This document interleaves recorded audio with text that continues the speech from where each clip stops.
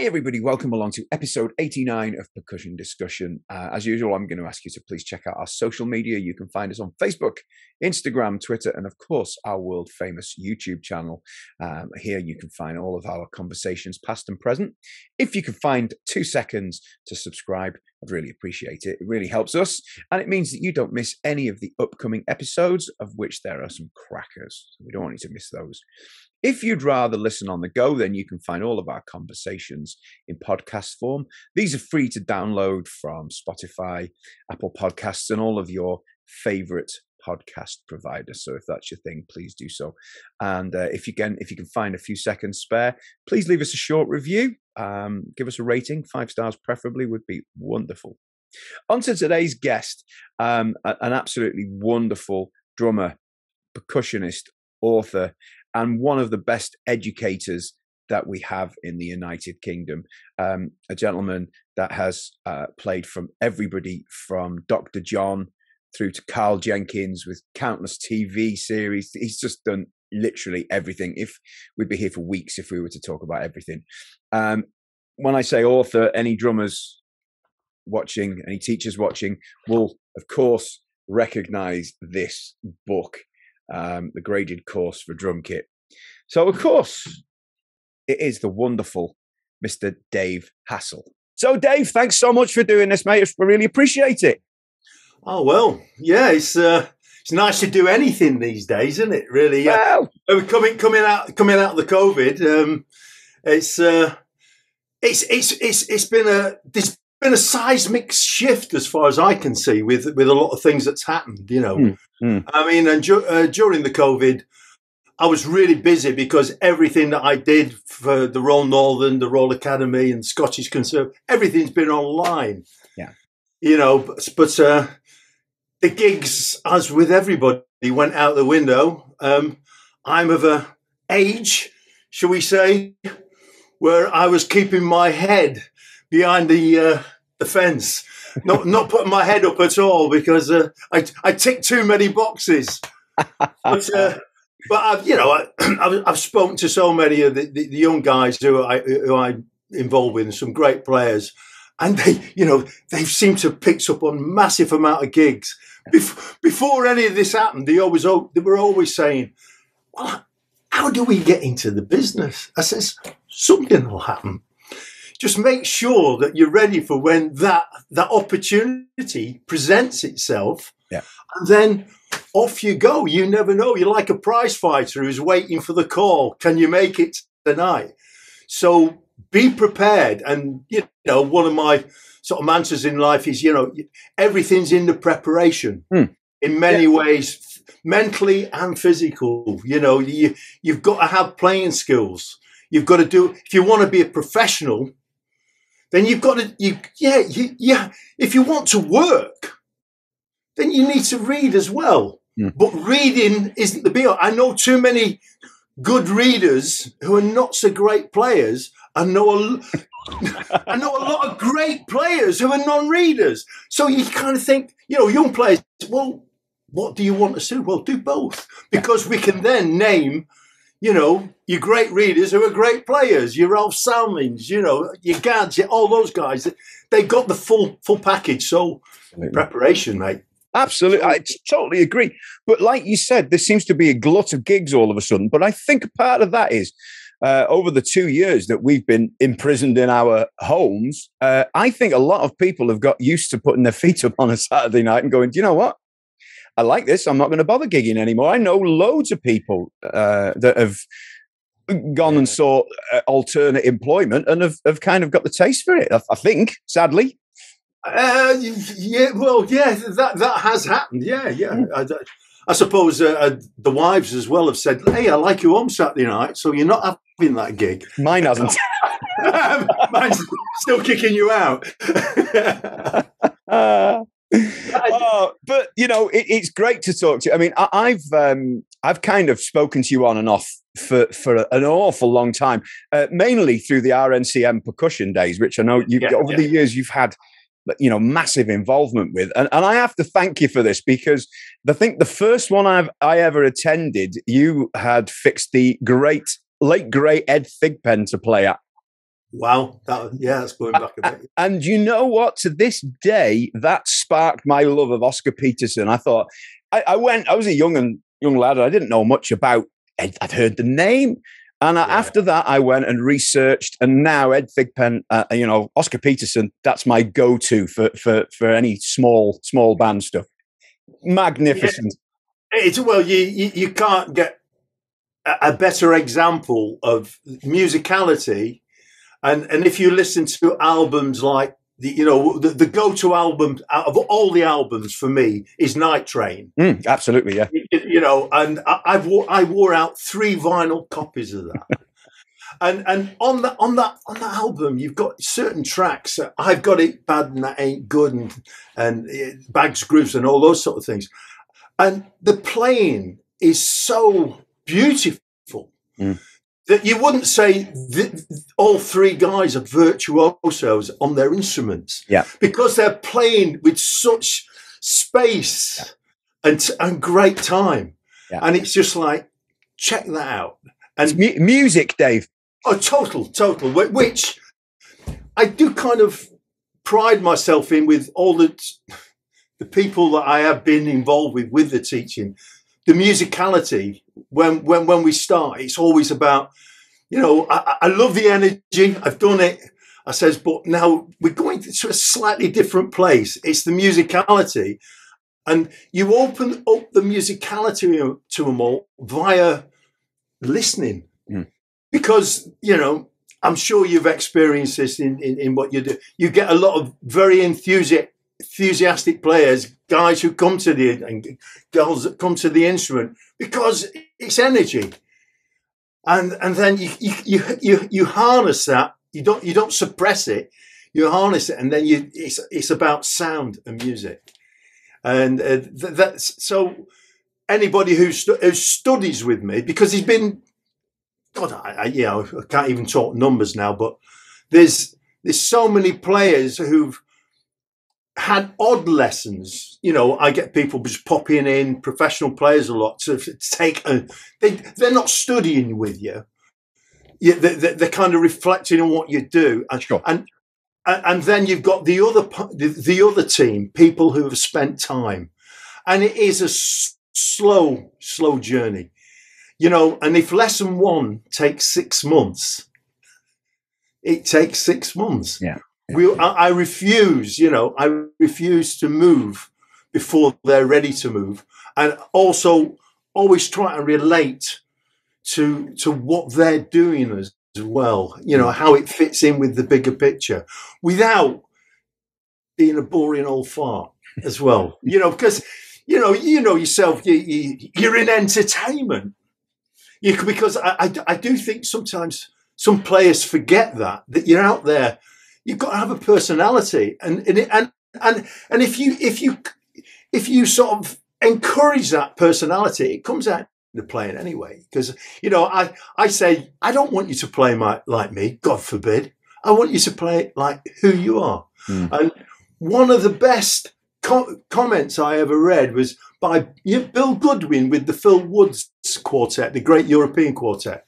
And it was in Modern Drummer, and it just started out, I may not be the best drummer in the world, but I'm the best Bill Goodwin. And I'm really comfortable with that. And when you can come to terms with those sort of things, which takes a long time, that's the other thing as well, because you've got to go through that other process sometimes. We have our heroes. We try to sort of emulate what they're doing, and so often I find myself saying to students, be yourself. You don't have to do what that person's doing, or you don't even have to play the gig the way they're playing. Yeah. But it's such an adult thing, a musically adult thing, to sort of get your head around that sometimes. Because one of the things I try to say to people, I says, look, if they pick the phone up and we're talking about reasonable levels here, then they know you can already play. You don't have to prove to them that you can play. Just play the gig. Play whatever the gig is. Yeah.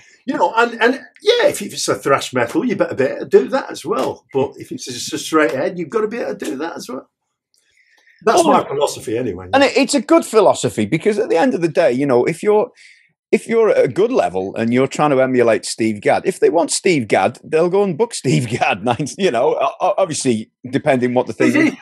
What I find, you know, which is really interesting, you know, I've been around a long time. I've got hundreds of books out, you know, in the studio here, down there.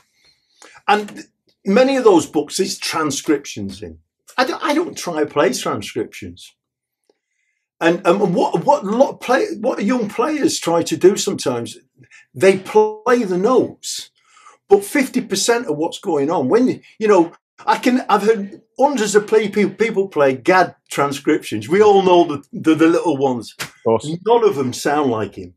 Not one of them. I'm sorry. No, because his sound is unique to him. You know, it's in his hands.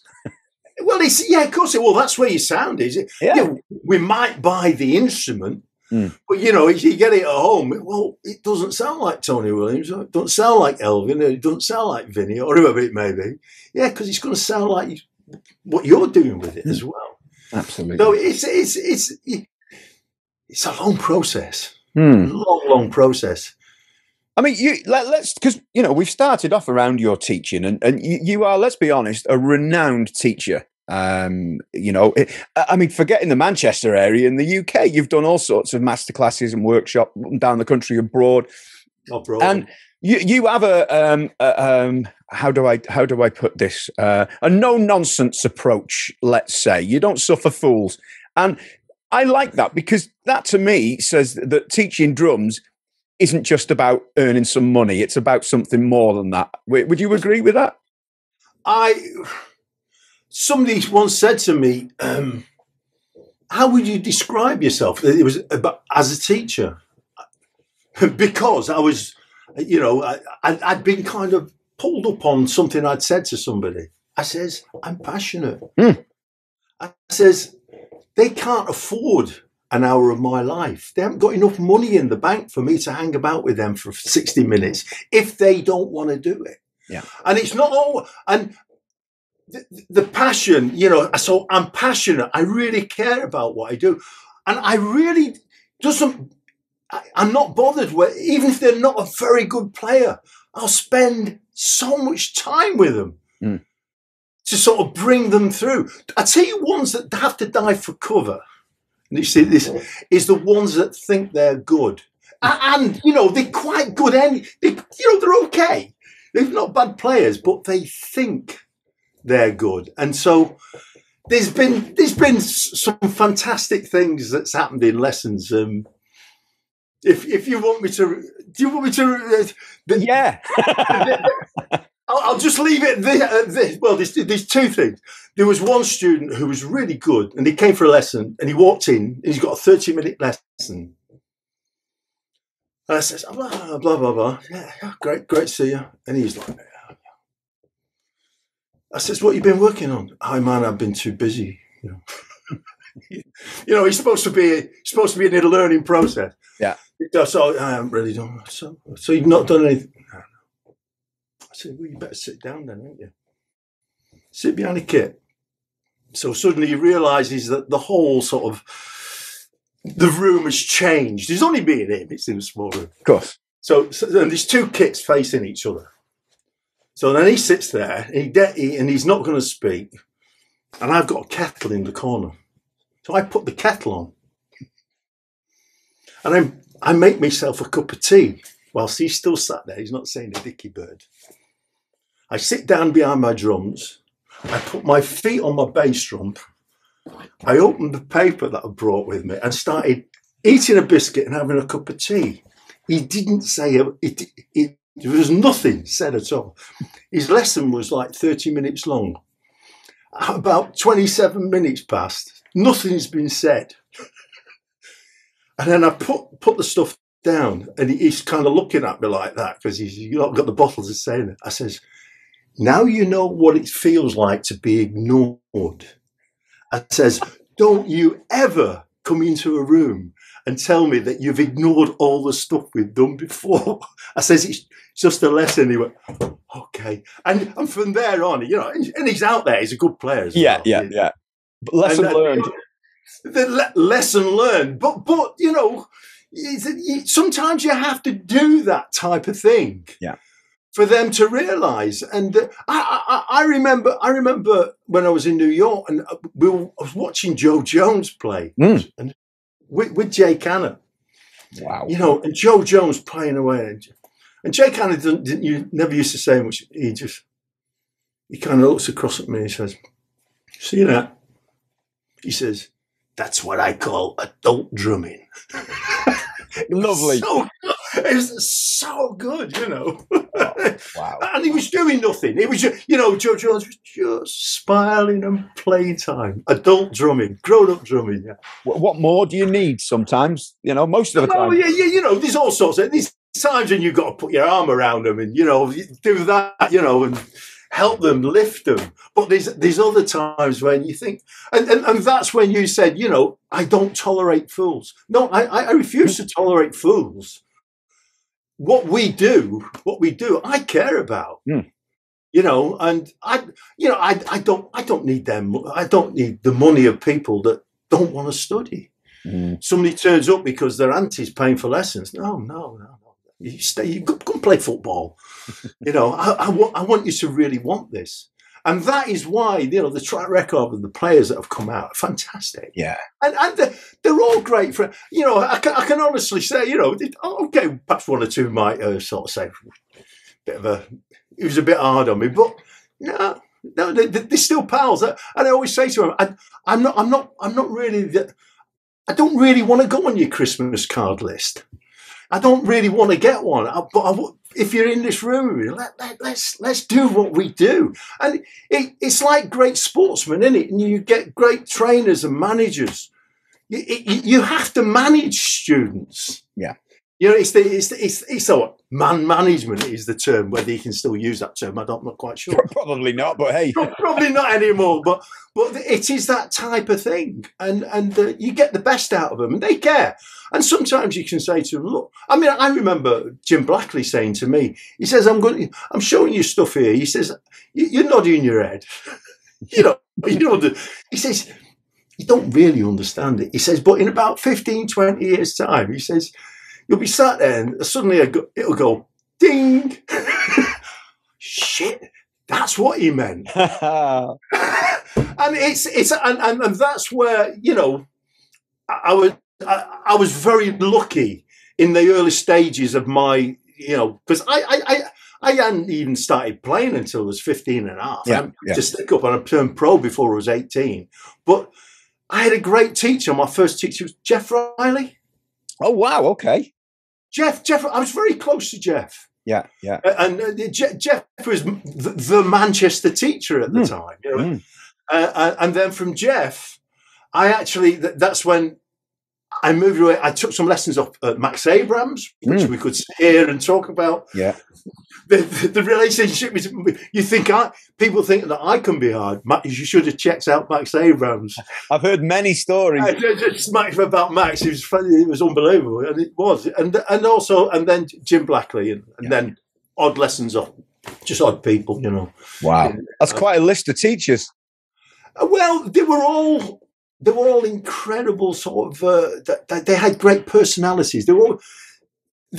You got the sense that when you walked in the room, they cared about you. And again, it's that thing. What work have you? Actually, I could show you. I could show you a book that I've got here, and it was the original Ed Thigpen book. It had a blue cover. You probably never. No, I haven't. Ed Thigpen was one. I think it was the first drum clinic I ever went to, and it was in St Anne's Square. And he was over with Oscar, and he was doing something for Ludwig. But Geoff Riley used to use this book to sort of teach me. And at the top of the page from Geoff, he says, "Must show more willingness to practice." So I've not been. I want a lot of people, but we've all done it wrong, haven't we? You know what I mean? I still am. We've all got the scars, you know what I mean? Of, oh, how did I get away with that? Oh my God, you know. And it's all part of life's pattern. And eventually, and getting back to those teachers that I was with, you know, they were all incredible. They're fantastic. They're just being in the room with them. There's an energy. Did they all offer kind of different things, if you like, or were they all roundabout, you know, an overall thing about drumming and what have you? Or did one offer a certain? Well, when I went to Geoff, I'd never played before. Yeah, you know, I at school I didn't do music. I was kicking a ball about all the time, you know, and I got a job at Manchester Town Hall because I was 15. I hated school, you know. And you could leave halfway through the 4th year. Yeah. Then you didn't, and I left in December, beginning of December. But I got a job at Manchester Town Hall straight away doing the accounts. I remember walking up Oxford Road in about the March or something like that. And I saw a drum kit in the window, a Barrett's. Barrett's, wow. Okay. Yeah, Barrett's. And I went home to my mother and I says, I think I'm going to buy a drum kit. I want a drum kit. That was it. And she says, well, as long as you pay for it, you can get what you want. You know, which I did. I was about £4 a week then. You know, it was that far back, you know. What was it, by the way? What was it? Can you remember? It was an old Beverly. Oh, lovely. Yeah. Yeah. It was just a sort of, I think it cost about £35 at the time. In fact, Dave, hang on a second. Wait. Don't go anywhere. I'm going to show you this. Sorry about all the rattling. Hang on. Beverly's there. They're great snare drums. Fabulous. Beverly Cosmic 21. Well, blimey. My favourite snare. It's beautiful drums. And, you know, it wasn't a new one, by the way. It was an old, second battered kit. And I started to sort of play on that. And after a few weeks, I saw lessons advertised in Mamilocks further down. And that's where Geoff Riley was. And for some reason, you know, I'd never read music before then, anything. We never did. Music lessons at school was singing Scottish sea shanties, you know, or you know, so that we hated music. We just wanted to get out on the football field. And it wasn't difficult to read. I know some people have difficulty processing reading music, but you know, I made that early connection of it's simple maths. Because I was always crap at English, but I was always good at maths. You know, so you know, if you can divide into 8 or 16, then it's I can see what you mean. Yeah, and it's simple as that. And in the office where I worked, there was a guy who used to play a little bit of cornet, and I asked him a couple of questions, and that was it. So it was straight away. Reading was never a problem. It really wasn't. Yeah, playing's the problem. But Geoff was great because after about 8 months or so, he took me under his wing. He says, you know, why don't you come and watch us play? And it was the days of the nightclubs in Manchester, George Street, the Athenaeum. And the gig didn't start at 11 o'clock at night. It went between 11 till 2. And he picked me up and he took me in, and he did this for several weeks. And then I think it was about the 4th week. You know, it wasn't every night, just once, you know. I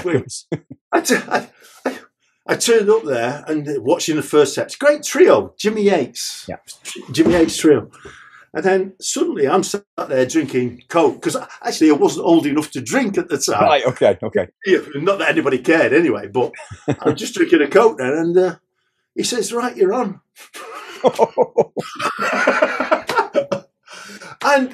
And the guys were fantastic. You know, and this is the whole thing about music, isn't it? It's too many people isolate themselves in a way where they think they've got to get all this together before they can meet these other people to do what they're going to do. Yeah.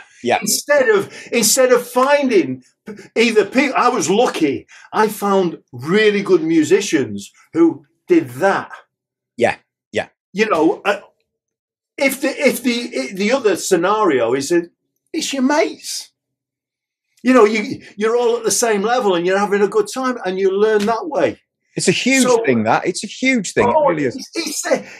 The problem is it's gone overboard now with, you know, here's me talking who teaches in all these places have written, but the academia gets in the way of the music. Yeah. People have forgotten about what it is that inspires us. Yeah. You know, and you don't get fired because you know, you can't really read sometimes.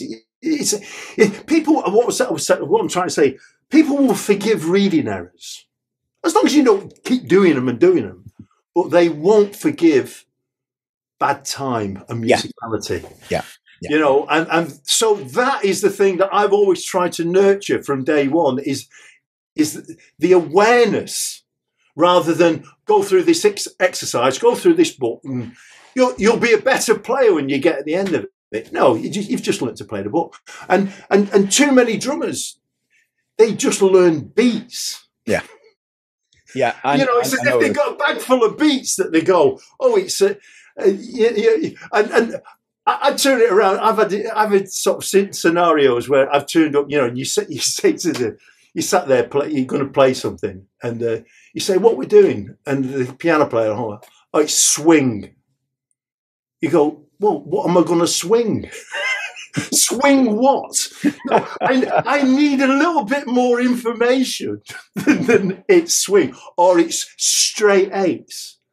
You know, you think, bullshit. But young players sometimes get confused and they think they've got to learn these swing beats, rock beats, Latin beats. It feels. Of course it is.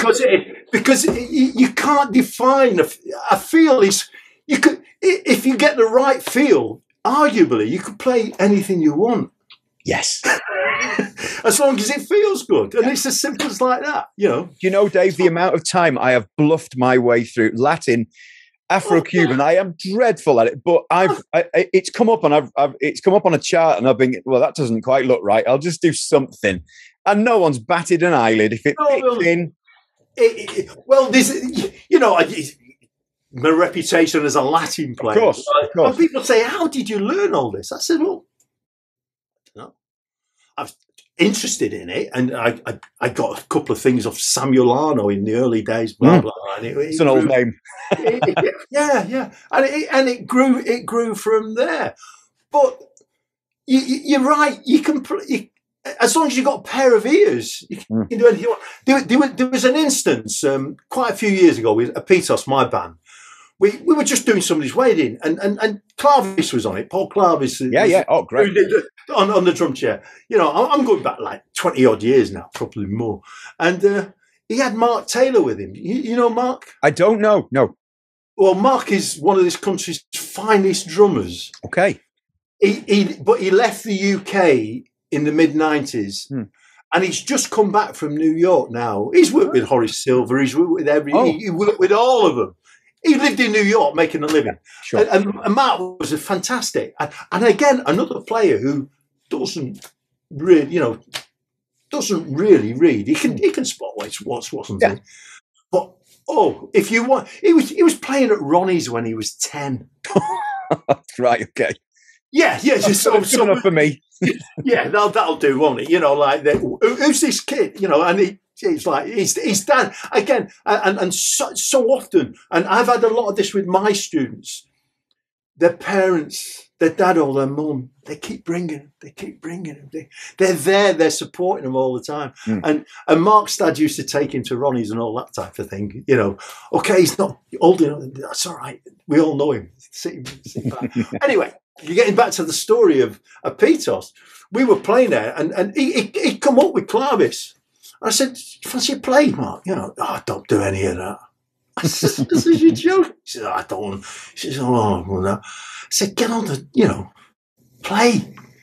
And he sat down and he played. I says, I've heard you play so much stuff, man. I said, just do what you want. I says, and it was fantastic. And he hadn't got, you know, it's the whole thing. He didn't know whether it's this way, that way, this beat or that beat.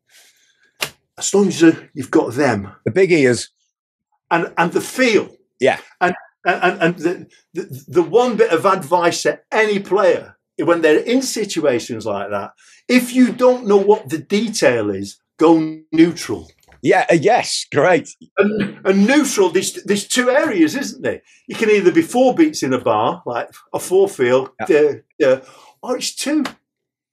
And that depends on the tempo. Yeah. So if you don't, it's only when you start getting involved with all the syncopations that perhaps you have to sort of consider some of the lines that you're doing. That's all it is.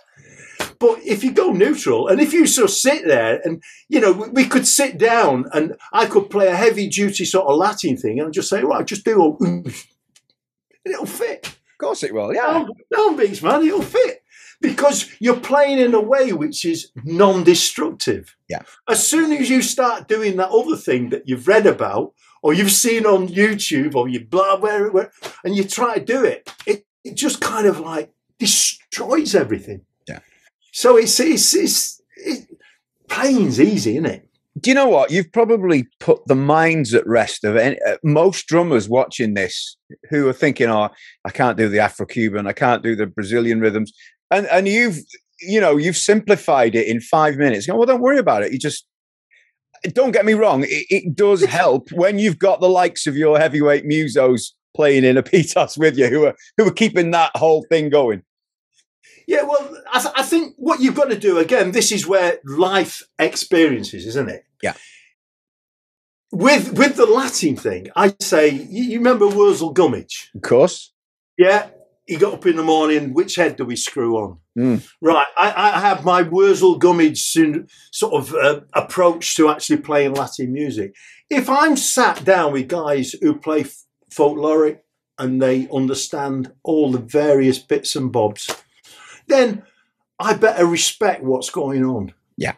If I turn up to the castle to do a tea dance and they're playing cha-chas and sambas, and I hit them with that, the organ player with that stuff, he's going to say, hang on, son, what are you doing? I don't want to, but can you not play it proper? So you have your dance band way of doing it. Yeah. And then the third way is the fusion, where, I can do a Brazilian thing with a Cuban thing. I can do a Cuban thing with a Brazilian thing because it's fusion. It's like food. It's like going into an Indian restaurant and you either get a traditional dish or they've got this other part of the menu, which is fusion.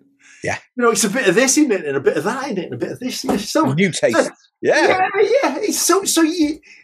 It's the problem is it's with the other people around you. There's too many musical police, Latin police, jazz police around, and the great players, people just do what they want. Elvin didn't know 3-2 from 2-3 or anything. Yeah. They just use their ears. It's simple. It's simple. But, artistry is not built on ignorance. So no. So there becomes a point in the teaching, like I'm involved in, where you start saying to people, okay, we're going to prepare you a bit more detail here because you might need that in these other situations. Sure. But you've always got to be prepared to sort of say, okay, I know what I would like to be playing, but to make the music work, I'm going to do this other thing as well. Yeah. I never try to educate a bass player on a gig. Can you play such? You just fit in with what they're doing because you've either got downbeats. I always say it's the Grand Old Duke of York syndrome. You're either at the bottom of the hill or the top of the hill. You've got a downbeat and you've got an upbeat. Yeah. There's nothing else. The only thing that's in between is the abstract. Yeah. And you kind of, you'll never experience, you don't study the abstract. The abstract is something that kind of happens around it. That's the spice, yeah. Yeah, of course it is. So the simplicity is actually quite, enlightening, frightening to some people. They go, shouldn't it be more difficult than this? You say, no, just make a great sound. Do you know what? This is such such an interesting conversation, and sorry, yeah. and I mean that totally respectfully. It's kind of quite unlike anything I've done before, and that's a good thing. It's just, I don't know. I honestly think people will watch this and breathe a sigh of relief almost, and go, do you know what? Maybe I'm not that bad after all. I think. Well, you know, it's a strange thing in life. You know, when I was coming through, we was always led to believe that all the great players came from America. No, I've had as many bad, tough players, Americans, as over here. There's good and bad in everything. It's just that we set our sights and our standards on, you know, those are at the pinnacle of it. That's all. But the rest of it, it's like saying, "Oh, Brazilians are great footballers." No, they're not. You know what I mean? Yeah. Odd ones are. They are the great ones, but just generally, it's like saying if you know. So much is to do with environment and your upbringing and, you know, where you come from, what you're listening to. Yeah. And if you kind of reflect on where our musical culture is kind of evolved, you know, and this is only scratching the surface of it all. We come from a military tradition in Europe, don't we? Armies. Yes. Marching. So it has to be vertical to keep everybody together. What I do say to a lot of people is like, European armies march into battle. The African nations used to dance. And that's a cultural thing. Yeah. That is why it always feels a bit more, the music, their way of life is a bit more open. Whereas, you know, I can remember the days at school, standing in line, say, put your arms by your sides, don't speak. You know, there was that other side to it. Yeah. Fortunately, you know, the wonderful thing is now things are changing, you know, because everything is moving. It's always in a state of flux. But if we can reflect on those sort of things, and, you know, sometimes we think, I'm not very good at this. And you say, well, why aren't you very good at it? You just say, well, and there's a simple reason why. Because you're not around it, you're not doing it. Yeah. That's the only thing. It's not that you can't do it, it's just that you haven't done it. Yeah. And then the levels find their own way. You get some people who are better than others. It's, you know, the system these days where everybody's, oh, we can't say, you know, he's better than him or she's better than him, or, you know, no, some people are better.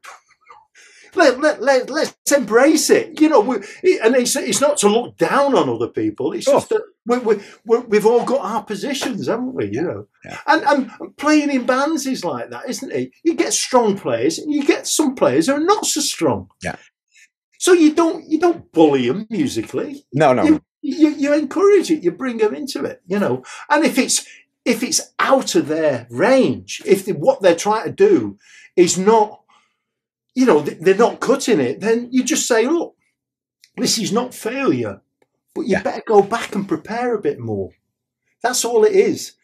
It's like if you're going to run a marathon, I want to run a marathon, well, you better do some training. Yeah, of course. You know, otherwise you're not going to make it. Yeah. Oh, but I don't want to do that because that hurts. Well, don't run a marathon then. Oh, do you know what? This is amazing. This is gold. This is, Dave, I have to say. But look, I want to change things ever so slightly. Sorry. We've talked. No. It's great. We've talked about Latin and my limited knowledge of Latin. I can get away with certain things, but everything I have learnt Latin-wise has come from your pen, from one publication in particular, which there was 2 volumes, obviously. The graded course books. I'd like to talk about them because I honestly believe two. Well, I don't know if you class it as 2, but there was 2 volumes. So 2 of the greatest books, and 2 books that I've used to teach with myself for at least 20 years. So tell us a little bit about it. How did it come about? How did it come about? Right. Okay. Well, let's start. You know, you've already referenced it. Yeah, you do the teaching side of it.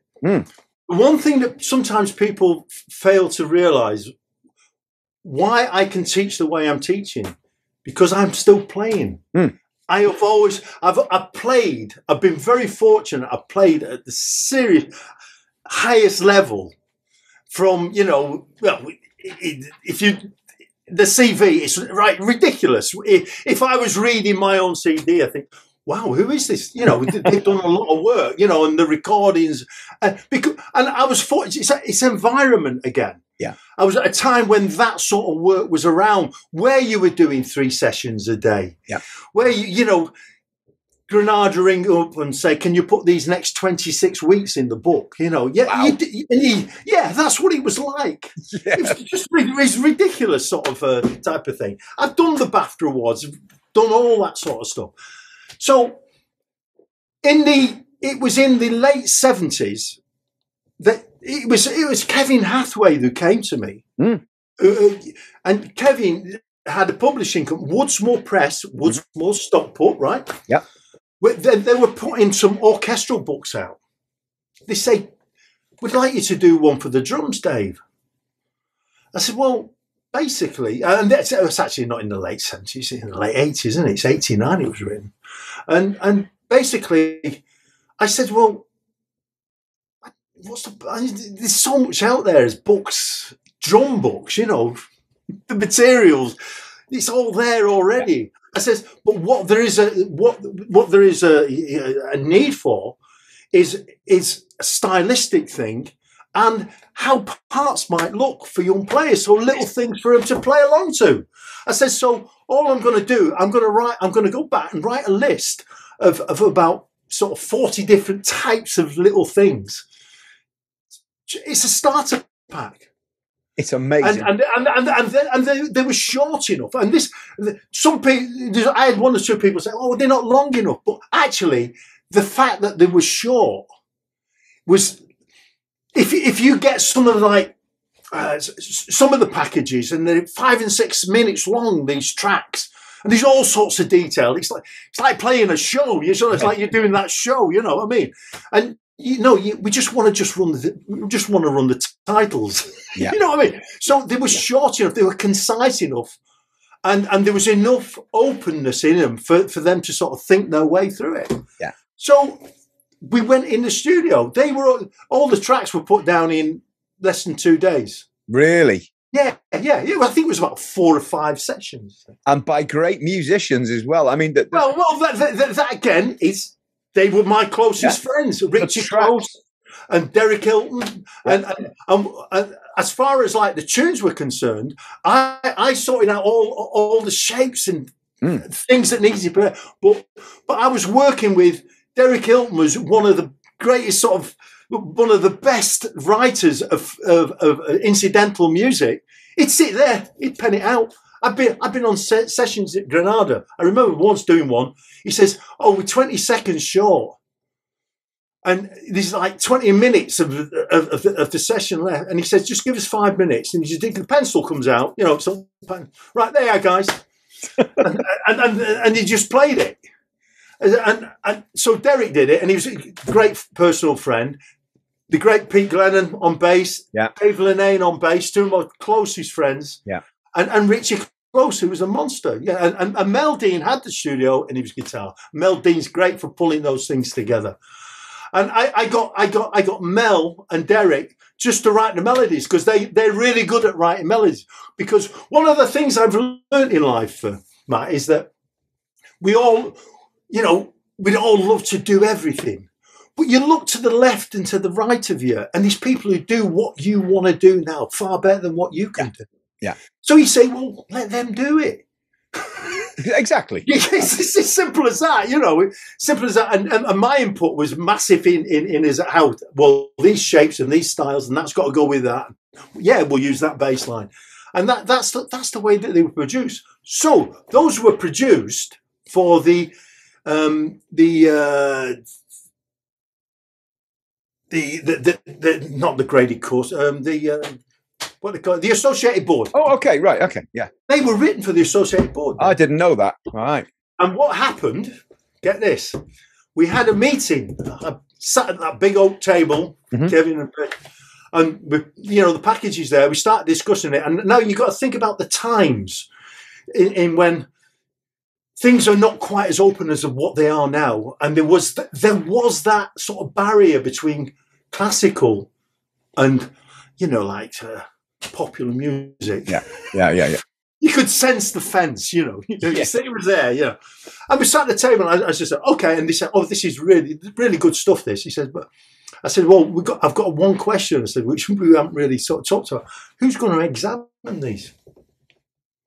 They says, oh, well, our examiners. I says, so you're telling me that perhaps a piano player or an oboe player who does your exams is going to know what a reggae 4-drop is or an Afro-Cuban 6/8? Oh, well, they'll be able to. I said, we need specialist examiners. I want drummers. I want a drummer, percussionist examine this. They wouldn't do it. So we withdrew them. But we still put the books out. Yeah. And then the books were then picked up by the Guildhall and by Trinity and all the other people. Can we use, and you'll notice it's not the full books. They just, can we use these tracks? And that's the way. But the book was sold. It's sold tens and tens of thousands globally. I've seen it advertised in Japanese and all sorts. Really? Wow. Oh God! I was in the drum centre in New York, and Barry Greenbaum, his name was, and I went upstairs and I went to pay for something, and I sort of got my card out and that, and he looked at it and I thought, oh dear me, it's not going through, and he says, Dave Hassell. I said, yeah. He says, you written those drum books? I said, yeah. He says, I use them in the back here, in the middle of Manhattan, Wow. It's really great, man. And the same thing happened with Latin Grooves. Right, okay. Berkeley College took that on. Did they? Yeah. Is that still in print? Because that's a hard book to find these days. I'm the world's worst businessman. I do these the books again, and this is the thing about all the writings. The books are there to sort of empty my head. Yeah, of course. It is we all have our own personal processes of how we deal with things. And I have this wonderful thing. I love to get it out, and I love to sort of physically sort of write it, and then it kind of moves on. Then, yeah. The Latin Grooves I decided to do all myself, which I do, and you can still get it. You can still get it through Southern Percussion. Ah, okay. I didn't know that. Yeah. Katie's got them. Yeah, I know Southern Percussion. Yeah. She's got them. Yeah, I used to sell them from it. I used to sell them through the website, but sometimes it gets more trouble than it's worth. I'm dreadful with that type of thing. The Woodsmore Press one, I'm not even sure who has them now. Yeah, I mean it's still advertised. I mean, I must be on my third copy because the ones with the ring binders were great because they'd open and sit nicely and. As soon as again the actual. That wasn't Kevin's decision to go to that other format. Yeah, it's the publishers who put them together because he used to put them together. Yeah, he used to get a lot of his students because he was teaching at the Royal College, and they'd spend a Saturday or Sunday and he'd pay them for a day's work and actually physically put the things together on the ring binder, and that quality of paper. It didn't flip over. It was, but welcome to 21st century. How can they produce this slightly cheap? And I have been told because I don't really sell them from here myself, but apparently it's a code in now, isn't it? Oh, for the tracks. Yeah. I'm still on CD, so I don't know. Well, apparently the new lot it's a code, but it's open to all sorts of use because it can be used multiply. Of course, it can. They've not even sussed that one out where you download it. So I despair somewhat. Wow. But that's how the graded course book That's how it found its way. And I've had all sorts of letters from all over the world with that. People, it was just a useful book. And it's like with lots of things, isn't it? Because there's books for everything out there now, isn't it? You know what I mean? But that was serving a really good purpose. And it's really strange with the Strictly Come Dancing comes around now, because you know there was a time where the drummers didn't know what a rumba was. Yeah. You know, or a bossa nova, and now the samba. But because they've got Strictly Come Dancing, which again, it's a weird one because they don't use traditional. No. I know, Dave. I did a couple of those in the early days, you know, on percussion, but you know, so they're just dancing to metronome speeds, really. But it's great, you know, and there's still loads of bands out there which, you know, the band leaders, you know, play me a cha-cha. Oh, I say it all the time. Those books stand up today, and they still do. You know, the backing tracks still sound current. Hey, I tell you, sorry, I'm going to butt in here because that was the days of the DX7. Oh, right, okay. Right, so right. We all know how the technology has moved and what we've got now, and God knows what. Hameto was at the Stoller Hall. What 2 weeks? I had 3 tickets. I got COVID. I couldn't go. But they tell me Hameto was playing a DX7. There you go. Full circle. It's full circle. Wow, fantastic! You know, absolutely wonderful. Well, that's so. The whole thing about those books as well, when because I've got hundreds of arrangements and God knows what, the library is frightening. But what I used to do sometimes on those books is sort of put a track up and just say, you know, I'm going to play the part of so you got the country fast. Yes. Yeah. And what's written there, and people, you know, respect what's kind of down there. And I'm going to play the part of the eccentric producer now. Yeah, my arranger's done that, but I don't like it. Can you give me something else? But I still want that arrangement. Yeah. And you get them thinking out of the box. Brilliant. And it's great. Oh no! Can you make it more rocky, or could you do it on this, or can you do it with mallets? Because that's the sound I want. You know, so you're throwing a curved ball at the student. Yeah. And amazing. And so, you know, one of the other little phrases that I have, you know, our eyes inform us, but our ears should tell us what we should be doing. Just go. Well, it is, isn't it? It is. You know, because the last thing I ever want to hear from any of the musicians around me, well, I'm playing what's written. Yeah, absolutely. Because I usually caveat that by saying, "Oh, so you got no ears then?" You're not prepared to take a chance.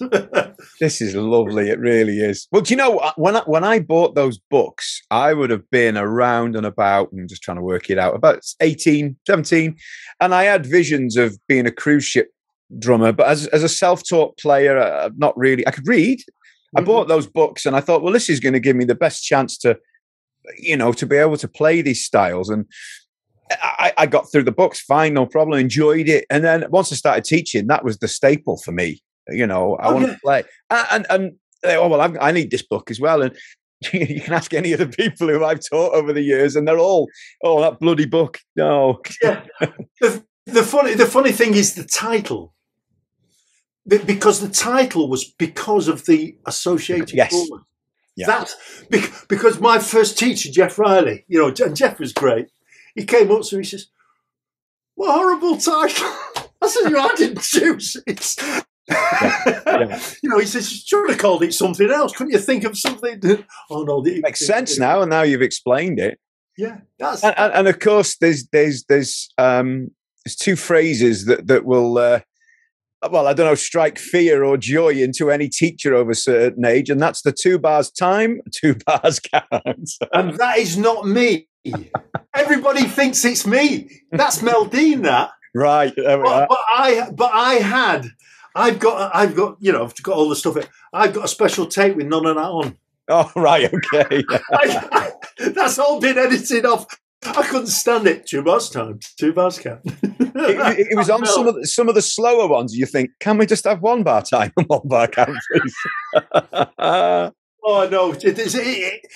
It wasn't long before I wanted to sort of throw the cassette, because I don't know whether, you know, the cassette out of the window. You know, it was just the way it was. You know, you know, that book has brought me so much pleasure, and my students. I've had students who are still out doing it now, reading and doing theatre stuff, and, you know, all sorts of bits and pieces. Yeah. And it's amazing. And that book has probably played a big part of their musical upbringing, if you like, with me anyway. You know, the things like you do with the shows, and you've got the show type mambo going into the swing. Yeah, you know. There's very few things that do it in that sort of way, and we purposely, on the DX7, we'll get like the organist in a club, yeah, doing it. That's why it sounds like that, right. You know. So, but people, but I've had other people. Oh, come to re-record with more modern sounds. Oh, forget it. You know, like we're not making records.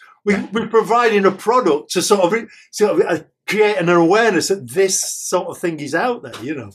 And another thing is the font that it's written in. You know, people see these pristine books coming from all over the place with these perfect, you know, computer written. It's very rare you see anything like that when you're out on the bandstand. I copied all that out. So that's your writing? That's my writing, yeah. Lovely. See, that's a nice touch. Yeah, and well, I love copying. You know, there's all sorts of things. Like there's been stuff that I'm doing for new books, and that's my sort of handwriting. Ah, right, okay. And I still won't use. I can use Sibelius. I hate it and all that sort of stuff. And there was actually a third book, you know. Oh, right, okay. It never got released because there was some other issues with. There was just some other issues, should we say? Yeah. And I did 3 parts for it, for each track. Wow. I did the handwritten one, like that font. Yeah. A computer generated one, and I just as if I'm sat behind the drums, writing a part out as somebody's telling me what should we do. Yeah. You know, like, so it's like sketch. Rough, as rough, you know, as basic as you can get before it doesn't mean anything. You know what I mean? Yeah. But yeah, the font, the hand, and I was fortunate enough to do a lot of work at the BBC, and it was the days of the professional copyist. Yeah, and the music could come on your stand, and you know, you used to joke sometimes the ink was wet, you know, but it was. It looked like it should be played, you know, you could see what it meant. These days with certain, if the thinking's not gone behind this sort of the computer setup, then, you know, it's defaulting to 5 bars per line and things like that. And it reminds me, one of my pet hates was, I've never really done brass bands, but in the days of my BBC thing when we were doing loads, I did a superstar brass band. Okay. We spent 2 days. Apparently, he went out on an album somewhere, and it's really funny because as I'm walking in the BBC, dragging me drums in, you know, this would be in the late 80s or 90s. Okay. I don't know who the conductor was, you know, but I heard this voice say, "That's when they ruin brass bands, when they put drums in them." I says, "It's going to be a great couple of days." but you know, you just laugh it off, you know what I mean. But I remember getting some of the parts, and they're on a bit of paper like that. Yeah. And they scribbled out, and it starts at they write a sort of pattern that you want to play, and then the next bar is 1, 2, and you know, and if that whole thing about using your ears and the sequence, and you know where you're going, and you're looking at the numbers and you listen, oh no, I can't do that. So I used to, that's one of my pet hates. The other one is, you know, I've done a lot of film sessions as well, is when you get the full score. Oh, And I've done the you know, the symphonic dances. I've recorded that, and God knows what with Fairies Orchestra. Oh, the West Side Story. Yeah. I've actually got, if anybody ever wants it, I've got a handwritten part of just the drum part, and wow. on that, I looked at it. I remember doing it once, and I thought, this is hard work. I'm looking at 2 staves, 1 stave, 4 stave. Oh yeah, and you're playing that, and you're not playing there. And so I thought, no, and I've got it. It's on the shelf out there. A handwritten one of the whole thing, and it's great. It's great, you know. So you know what I said in the early part of this sort of little chat. You know, preparation. Mm. You don't have to prove to people that you can read, but you do have to prove to people that you're a professional. Yeah. You know, sometimes it's no good coming in with an attitude. Preparation is everything. So, yeah, if you haven't got any parts, that's not going to be bothering me as well. But we have to work with that in mind. Yeah. You know, and you know, you must have been there when you're not giving me what I want. Well, do you not think if you'd have prepared a bit more and done this and give me a part, that all this talking wouldn't have been necessary? So, you know, go away and be a professional. Do what you want to be. Do. It's just the way it is, and things change so much, and I'm just kind of just looking for some. There's an album out there of Dr. John. Yeah. That the parts for it. I'm sorry, I'm just leaving here. That's all right.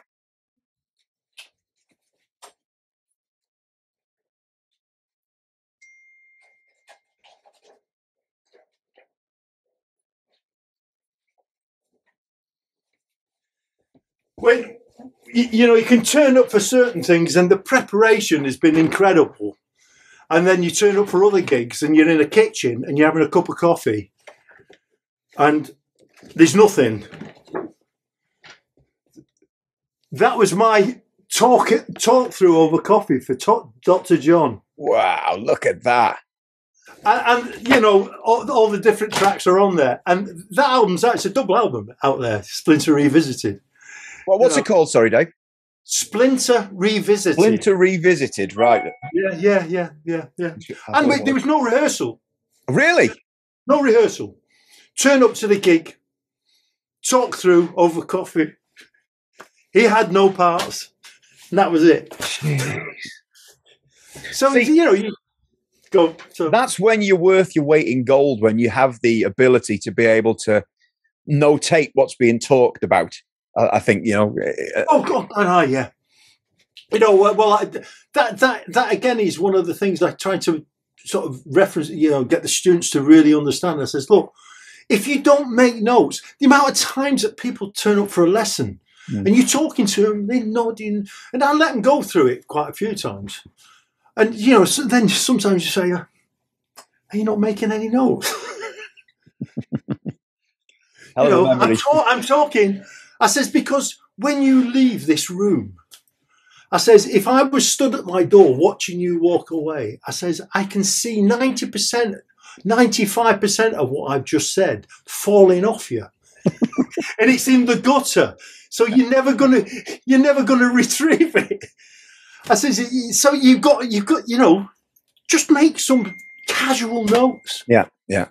It's, and the other one is these days, you know, they're there with their sort of tablets and God knows what. And, you know, and this is old school. This is me being an old fart here.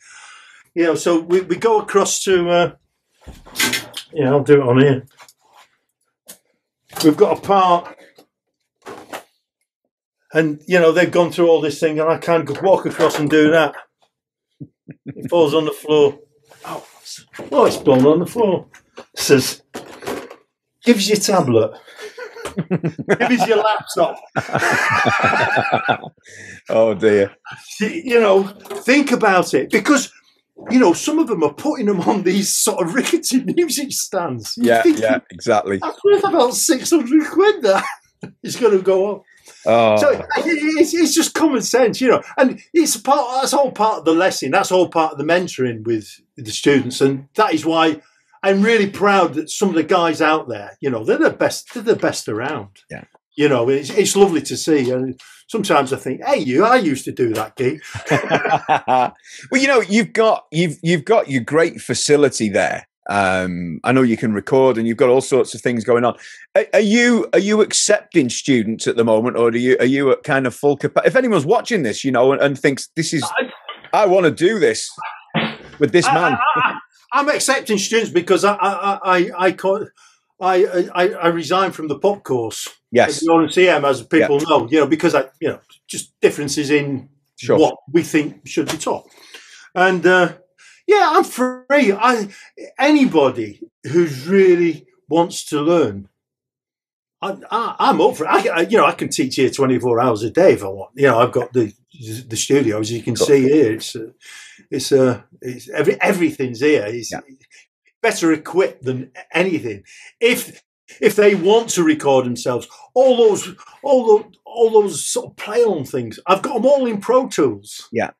So if they want to listen back to themselves doing it, they can do that as well. Yeah. But I spend a lot of time with a lot of students on just the very basic core things.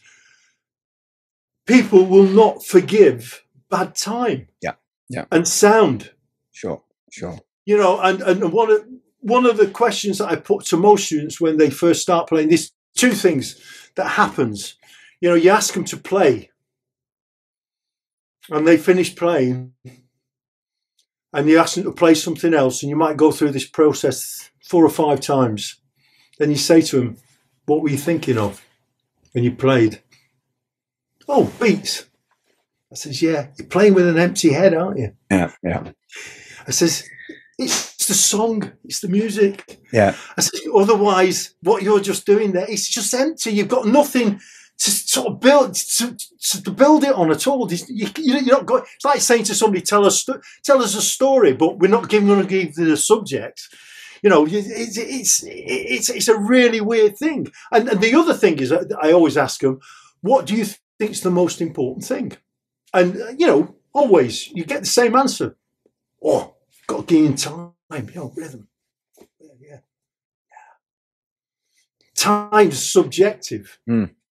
Yeah. Oh, well, what about clicks? Well, if you look at music globally, then perhaps 2% of the music that's made, I don't know what, I'm just picking a number out there, sure, is made to the aid of a click. Nothing else is. Mm. People don't, if you're doing film sessions, you've got to do it. That's a professional. So you've got to be able to work, but that shouldn't become this sort of crutch for you to base your playing on.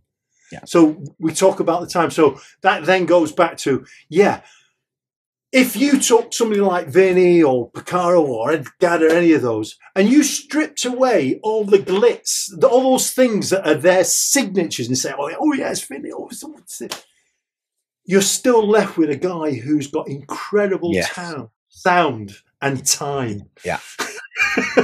And all those other things are the baubles that they hang on the tree. Exactly. But they get booked for that other thing. Yeah. And it was somebody who was telling me there was one of these Buddy tributes to Buddy things, and they went to see it, and they were sat in the audience, and little finger strummer Richie Hayward was sat with a particular person. Richie Hayward sat there, and we all know how great Richie Hayward is. Yeah. And he went, it's like watching the Drum Olympics. What are you doing? Oh, lovely. So it's getting all that in place. And then it comes back to the other thing, as I was going to say about sound. Yeah. You ask them what's important. I always say, no, sound is the most important thing. The sound that you produce, because it doesn't matter even if you're playing the right rhythm, if you've not got the right sound, they're going to stop you playing. If your sound is offensive in whatever way, or it's not loud enough, yeah. then they're going to stop you playing and say, can we not sort this out? So when we play, we should play in such a way where we draw people in and don't push people away. You know, it's that group thing, which if you're just looking at books and learning drum patterns, it's a different language. And and getting back to the actual teaching, I'm up for anybody who wants to learn. I mean, a lot of people are scared stiff of it because of this fearsome reputation. Oh, no, come, you can get it all wrong. We'll sort it out. Yeah. And can they contact you through your website? There's something weird gone on that website. Right. Weird. You can actually. It'll push the message through to the Facebook at the present moment. Oh, okay. So, but they can. Yeah, they can. Yeah, they can. They can contact me. Yeah. Right. Well, I'll put that up, and then if you are interested, then you've heard the philosophies of the man. Let's do it. And that what you're saying there is important. It's the process. It's the philosophy of the teaching. It's,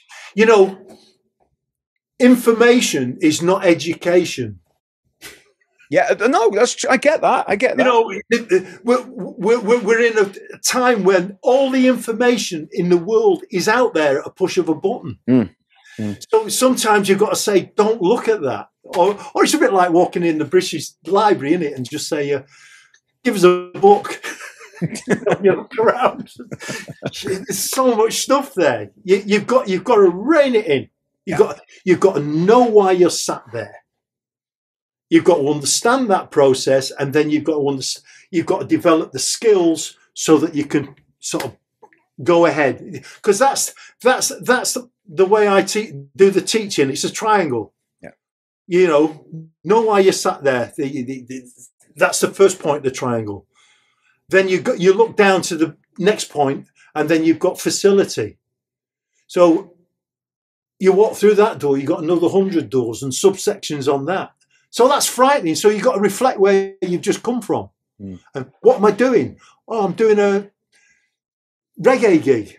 Right, okay then. Make sure that you understand how to play that gig. And that'll take you to all those other things anyway. Yeah. And then you come across the area most drummers miss out on. It's repertoire. You're a singer. That's what makes you a good drummer. Oh, all my favourite drummers, they all sing. Really? Yeah. You got your Levon Helms, and they all sing.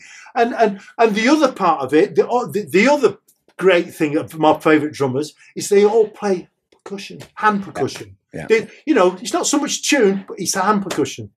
Yeah. You've got your Apitos, Bredrenas, Alex Acuna, all those. They're all such fantastic players. And it's that other thing that enriches their actual drumming skills. And that's it. So you've got repertoire. You've got to know songs, 20th century repertoire. Yeah. You've also got repertoire rhythmic. Yeah. So, if we turn around and say we're going to play a little bit of Percussion, or we're going to play Frevo, or we're going to do this, most people go, I haven't got a clue. Right, okay, we've got something we can look at now. Yeah. And when people come, I'm not looking for what they can do. I'm looking for what they can't do, so we can actually add it to who they are. Yeah. And that's again, I'm lucky. I get a lot of students who are 18, 19, 20 and onwards. Yeah. So there's certain things been established in there. Yeah. That's the way it works. Well, look, Dave, this has been honestly an absolute joy. It really has. And I hope, I know people watching, and if you're listening on the podcast, you'll have enjoyed this and maybe breathed a sigh of relief that he's not the total monster that people make out. I can be. No. all I can say is thank you. Thank you for introducing me to Oscar Peterson, obviously through Ed Thigpen, for those 2 fabulous books and all of the, everything you've ever added for me. Have you got the Thoughts book? It's not a book I know. No. Is that one of yours, Dave? Yeah. Oh, I didn't know there was another one. Oh, not that one. This.